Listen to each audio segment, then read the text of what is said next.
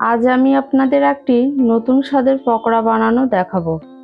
আপনারা হয়তো স্ট্রিট ফুডের দোকানগুলিতে এ ধরনের পকোড়া দেখে থাকবেন, তবে আমার তৈরি পকোড়ার ইনগ্রিডিয়েন্টস তাদের থেকে ভিন্ন ও স্বাদে অতুলনীয়। নমস্কার, আমি শ্যামলী আর আপনারা দেখছেন অঞ্জন শ্যামলী রান্নাঘর। চলুন পকোড়া বানানো শুরু করি।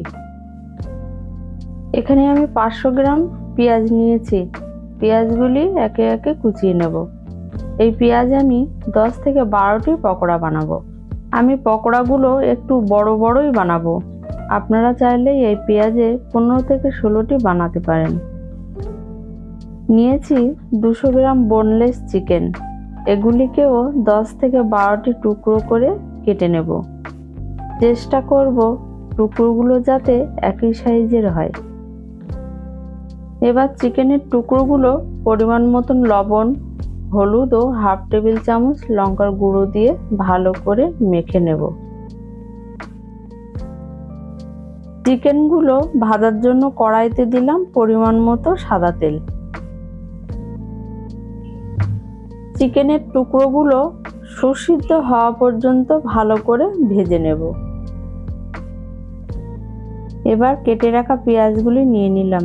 দিয়ে দেবো 1 কাপ অ্যারারুট, হাফ টেবিল চামচ লবণ, 1 টেবিল চামচ লঙ্কার গুঁড়ো, 1 টেবিল চামচ ময়দা ও 1টি ডিম।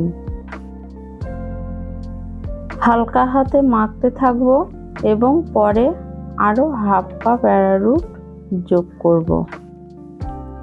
এখানে আমি 150 গ্রাম থেকে 170 গ্রাম অ্যারারুট ব্যবহার করেছি।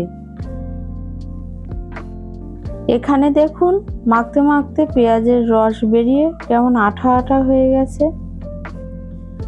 এবার পরিমাণ মতো পেঁয়াজ নেব আর তার মাঝখানে ভেজে রাখা মাংসের টুকরো দিয়ে 2 হাত দিয়ে চেপে চেপে বল বানিয়ে নেব।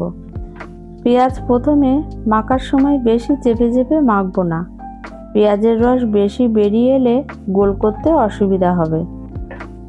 তবে গোল করার সময় হাতে সামান্য অ্যারারুট মাখিয়ে নেওয়া যেতে পারে। এখানে বলে রাখি, অ্যারারুটের পরিবর্তে আপনারা কর্নফ্লাওয়ারও নিতে পারেন। দেখুন আমি পকোড়ার 6টি থেকে 7টি বল তৈরি করে নিয়েছি। এগুলি ভাজা হলে পরে আবার তৈরি করব। কড়াইতে দিয়ে দিলাম 400 গ্রাম সাদা তেল। তেল গরম হলে দিয়ে দেব তৈরি করে রাখা বলগুলি। মনে রাখবেন, হালকা ফ্লেমে 12 থেকে 15 মিনিট ধরে উল্টে পাল্টে বলগুলিকে ভাজতে হবে। তা না হলে বলের ভেতরে পেঁয়াজ ভালোভাবে ভাজা ভাজা হবে না। দেখুন বন্ধুরা, আমার চিকেন অনিয়ন বল পকোড়া কিন্তু রেডি। বাকি থাকা পকোড়াগুলোও ভেজে নেব।